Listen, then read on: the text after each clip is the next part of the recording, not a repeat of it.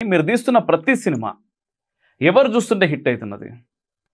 ఎటువంటి సినిమాలు మీరు తీస్తున్నారు? ఎటువంటి జోనర్స్ మీరు ఎంచుకుంటున్నారు? దానికి ఎటువంటి ఆడియన్స్ వస్తారు? ఎటువంటి ఆడియన్స్ రిపీటెడ్గా వచ్చి డబ్బుల వర్షం మీకు కురిపిస్తున్నారు?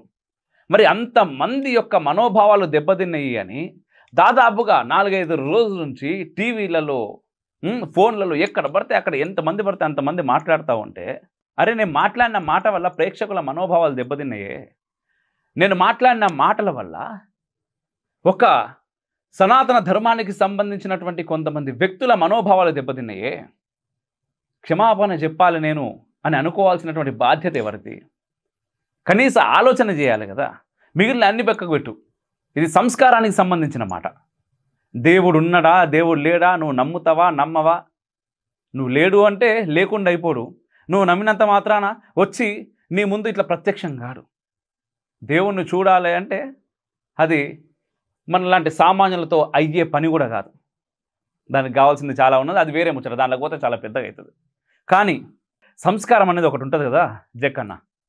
మరి ఆ సంస్కారంతో ముందుకొచ్చి, అరే ఆ రోజు అట్లాంటి ఒక ఆవేశంలా, భావావేశంలా నాకు అది జరిగింది, ఆ మాట టక్కున అన్నా, మీరందరూ ఇంత హట్ అవుతారని నేను అనుకోలేదు, నన్ను క్షమించుర్రి, నా మాటల ద్వారా మీరు హట్ అయితే అని ఒక మాట నువ్వు మాట్లాడితే ఎంత మంచిగా ఉంటుండే. ఈరోజు ఎంతోమంది హనుమత్ భక్తులే కదనయ్యా నీ సినిమాలు చూసి నిన్ను ఈ స్థాయికి తీసుకొచ్చింది కాదా? రాముని భక్తులు కాదా? ఓ మాట ఓ సందర్భంగా నువ్వే అన్నావు కదా, రామచంద్రమూర్తి కృష్ణుడు, రాముడి క్యారెక్టర్ నాకు అంత ఎక్కదు, వాడి కృష్ణుడి క్యారెక్టర్ అంటే చాలా కమర్షియల్ ఉంటుంది, అది ఉంటుంది ఇది ఉంటుంది అని. రాముడికి లేక కృష్ణుడికి ఉండి కాదు, బేసిక్ ఏమైందంటే నేను ఇక్కడ విషయం చెప్తా. రాముని విషయానికి వచ్చేసరికి ఈ దేశంలో ఏం జరిగిందంటే, కొన్ని ఏండ్ల నుంచి, కొన్ని తరాల నుంచి మేమందరం కూడా రాముని యొక్క వారసులం అనుకుంటాం. రామో విగ్రహాన్ ధర్మ అంటే రాముడు అంటే ధర్మం, ధర్మం అంటే రాముడు, రాముడు పాటించిందల్లా ధర్మం, రాముడి లెక్క మనం ఉండాలి అనుకుంటాం.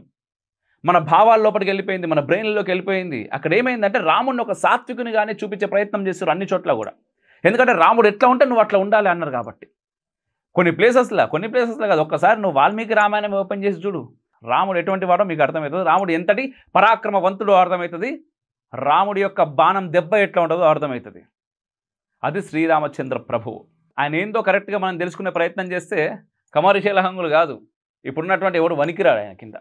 అది శ్రీరామచంద్ర ప్రభువు.